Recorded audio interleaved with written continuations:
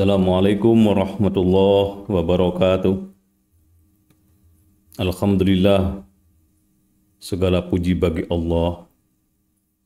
Salam dan salawat mudah-mudahan senantiasa dilimpahkan kepada Rasul Muhammad sallallahu alaihi wasallam yang menjadi uswah kita, menjadi qudwah buat kita semua, dan insya Allah kita akan mendapatkan syafaatnya besok di akhirat dari Rasul Muhammad sallallahu alaihi wasallam. Kaum muslimin, ada nasihat-nasihat kecil tetapi penting banget untuk kita cermati, karena nasihat ini datang dari malaikat Jibril, disampaikan kepada Rasul Muhammad sallallahu alaihi wasallam. Wahai Muhammad, kata beliau, hiduplah sesukamu. Nabi Muhammad dinasehati, silakan hidup sesukanya, tetapi ingat, engkau besok akan mati. Tentu saja nasihat ini disampaikan ketika Rasul masih sehat. Dan nasihat ini berlaku juga bagi umat Rasul Muhammad sallallahu alaihi wasallam. Silahkan hidup sesuka kita, tetapi ingat, hidup kita tidak abadi. Ada batasnya, ada batas akhirnya, sehingga nanti setelah kita berpisah dengan kehidupan ini, tinggal pertanggungjawabannya kepada Allah. Maka supaya kita dalam hidup ini tidak sesuka kita, tanpa ada rel, tanpa ada pagar penyelamat, kita harus senantiasa menyadari bahwa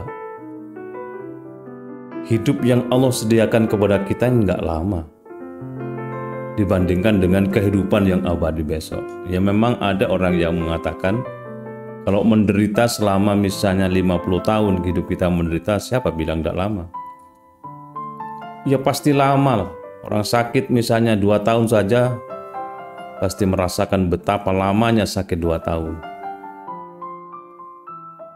Tetapi dibandingkan dengan kehidupan akhirat yang abadi itu, maka kehidupan di dunia ini sangat pendek dibandingkan dengan panjangnya usia kehidupan yang kesekian kalinya di akhirat besok. Maka supaya kita tidak menyesal di kemudian hari, pada hari pembalasan, pada hari kita ditempatkan sesuai dengan amal perbuatan kita, marilah kita mengendalikan hidup kita ini dengan kendali yang kuat. Agama menjadi rel penyelamat kita, dan kalau kita melaksanakan ajaran agama dengan baik, insya Allah hidup kita akan menjadi kehidupan yang membahagiakan, yang kita rasakan dunia akhirat. Kalau toh gelisahnya masih ada kendali, kita masih yakin di balik kegelisahan ada pertolongan Allah yang sebentar lagi akan datang. Kalau kita sedang merasakan sakit, pahit, derita, seyakin-yakinnya bahwa itu tidak terjadi selamanya. Sebentar lagi akan berubah menjadi kehidupan yang bahagia, yang menyenangkan, dan tidak menderita lagi. Maka nasihat malaikat Jibril kepada Rasul Muhammad sallallahu alaihi wasallam, ya Muhammad, hiduplah sesukamu, tapi ingat, besok kamu akan mati. Itu berlaku bagi kita. Silakan hidup sesuka kita, tetapi ya taulah kita bahwa nanti di balik semua ini ada pertanggungjawaban, dan itu akan diberlakukan setelah kita mengakhiri hidup ini. Bagaimana supaya kita tidak merasakan pahitnya besok? Mulai hari ini kita wal tandur nafsum ma qaddamat lighad. Hendaklah setiap diri mempersiapkan hari esoknya. Wattaqullah, bertakwalah kepada Allah. Innallaha khabirum bima ta'malun. sesungguhnya Allah mengetahui apa yang kamu perbuat di tengah kehidupan ini. Tidak ada yang luput dari catatan Allah. Tapi kemudian kita dengan perbuatan salah, khilaf dan dosa itu tidak boleh putus asa juga. Tetap optimis bahwa Allah sepanjang kita mau mohon ampun, Allah ampuni dosa-dosa yang kita lakukan itu. Sehingga seperti yang tempo hari kita bahas, lahir suci, berinteraksi, kadang-kadang mengarah kepada keburukan, sehingga jiwa menjadi kotor, kemudian bertaubat, suci kembali, akhiri hidup dalam keadaan suci, ketemu dengan zat yang maha suci. Itulah husnul khotimah insya Allah. Ini yang pertama. Yang kedua, wahai Muhammad, cintai apa saja yang engkau suka, tapi engkau akan berpisah dengannya. Cintailah apa saja yang ada di dunia ini. Anak silakan dicinta, pasangannya dicintai, tetapi ingat pada suatu ketika nanti harus berpisah dengan mereka itu. Dengan harta kita akan berpisah, dengan hidup sendiri kita juga akan berpisah. Dengan belahan jiwa, istri kita, pasangan kita, suami kita akan berpisah. Dengan anak juga akan berpisah, dengan orang tua akan berpisah. Semua akan berpisah. Tinggal bagaimana kita merancang perpisahan yang seindah-indahnya, yaitu perpisahan yang ditangisi oleh orang karena merasakan kehilangan orang baik di tengah-tengah hidup mereka. Tetapi kalau kita mencintai, terjebak pada kecintaan materi, Allah kita lupakan, maka yakinlah nanti ketika kita berpisah, banyak orang lain mentertawakan kita. Karena usia kita habis, kita pergunakan hanya untuk urusan-urusan materi, urusan-urusan keduniawian. Sementara Allah kita nomor sekiankan, bahkan kita lupakan. Kita tidak pernah memenuhi hak-hak Allah, tidak pernah memohon kepada Allah untuk diselamatkan hatinya dari bolak-baliknya, karena kita ini hati kita sering berbolak-balik. Maka setiap kita sholat, ada doa di akhir, di tahiyat terakhir, ya muqallibal qulub tsabbit qalbi ala dinika wa ala ta'atik. Ya Allah yang membolak-balikkan hati, baliklah hati kami ala dinika wa ala ta'atika, kepada agamamu dan kepada taat terhadapmu. Jadi hati kita dibalik-balik, dibolak-balik oleh Allah menuju kepada kedekatan kepada Allah, senang melaksanakan ajaran agama Allah, dan kita menjadi orang yang taat kepada Allah Subhanahu wa Ta'ala. Inilah yang perlu kita mohon kepada Allah dalam hidup ini. Seraya kita mencintai Allah, berupaya untuk senantiasa diberikan ma'unah oleh Allah dengan doa-doa yang paling hebat. Ya muqallibal qulub tsabbit qalbi ala dinika wa ala ta'atik. Yang ketiga, nasihat malaikat Jibril kepada Rasul Muhammad SAW. Ya Muhammad, berbuatlah sesukamu di dunia ini, tetapi besok akan diberi balasan karena perbuatanmu. Berbuatlah apa saja yang kita mau, tetapi kata malaikat Jibril, besok ada balasannya tentang perbuatanmu.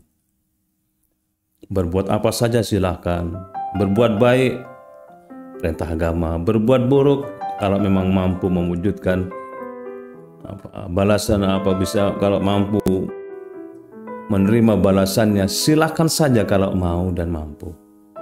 Tetapi sebenarnya pesan malaikat Jibril itu, di balik itu semua diingatkan, kau berbuat apa saja besok ada balasannya, dan balasan yang bagus tentu juga berupa kebagusan. Balasan perbuatan buruk akan diberi balasan yang buruk juga. Wa may ya'mal mithqala dzarratin khairan yarah wa may ya'mal mithqala dzarratin syarran yarah. Barang siapa yang berbuat baik sekecil apapun, Allah balas kebaikan itu. Dan barang siapa yang melakukan perbuatan buruk sekecil apapun, Allah balas juga perbuatan buruk itu. Maka tidak ada pilihan lain bagi kita kaum muslimin yang berbahagia dan dimuliakan Allah Subhanahu wa Ta'ala, kecuali kita memilih perbuatan-perbuatan yang dimuliakan oleh Allah. perbuatan-perbuatan yang mengarah kepada hal-hal yang positif, yang membahagiakan, perbuatan-perbuatan yang kalau nanti kita merasakan buahnya adalah buah yang manis buat kelezatan iman kita. Nah, kemudian nasihat berikutnya yang malaikat Jibril sampaikan kepada Rasul Muhammad SAW, ya Muhammad, raihlah kemuliaan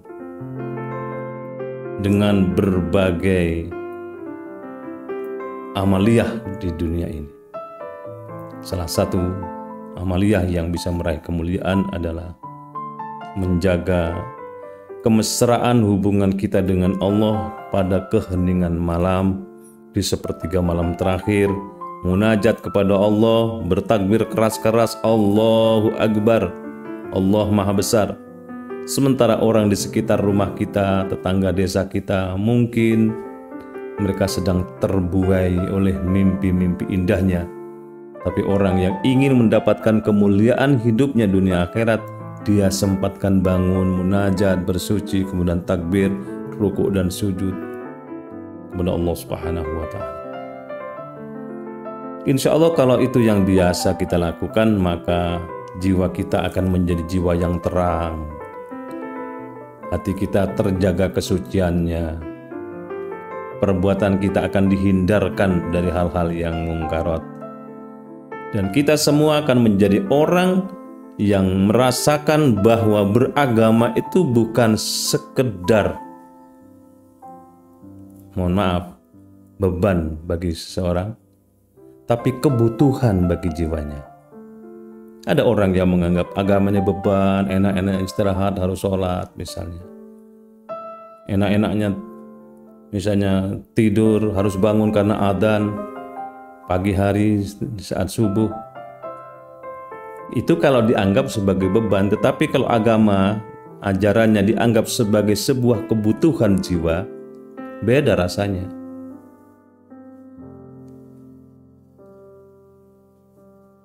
Misalnya ketika kita sedang sholat, merasakan betapa kita sangat dekat dengan Allah. Iyyaka na'budu wa iyyaka nasta'in. Hanya kepadamu ya Allah kami menyembah dan hanya kepadamu kami minta tolong. Hanya kepada Allah kami menyembah. Coba dihayati bagaimana perasaan hati kita ketika menyatakan hanya kepadamu ya Allah kami menyembah dan hanya kepadamu kami minta tolong, bukan kepada yang lain. Sebuah dialog yang sangat dalam maknanya. Dan Allah menjawab, hambaku sedang mohon kepada aku. Wahai malaikat, kabulkan apa permintaannya. Ihdinas siratal mustaqim, tunjukkan kami ke jalan yang lurus ya Allah. Siratal ladzina an'amta alaihim ghairil maghdubi alaihim waladdallin. Itulah doa dari hamba, orang yang hatinya dekat kepada Allah, sedang menjalankan ajaran agama Allah, maka ada perasaan bahagia di hatinya. Dan insya Allah Allah kabulkan permohonan, doa dan harapan kita. Terima kasih, mudah-mudahan manfaat dan kita semua menjadi orang yang senantiasa tambah umur, tambah dekat kepada Allah, tambah umur, tambah banyak ibadah, tambah umur, tambah merasakan lezatnya iman, dan insya Allah kita akan menjadi pribadi yang bahagia hidup ini, dunia akhirat. Assalamualaikum warahmatullahi wabarakatuh.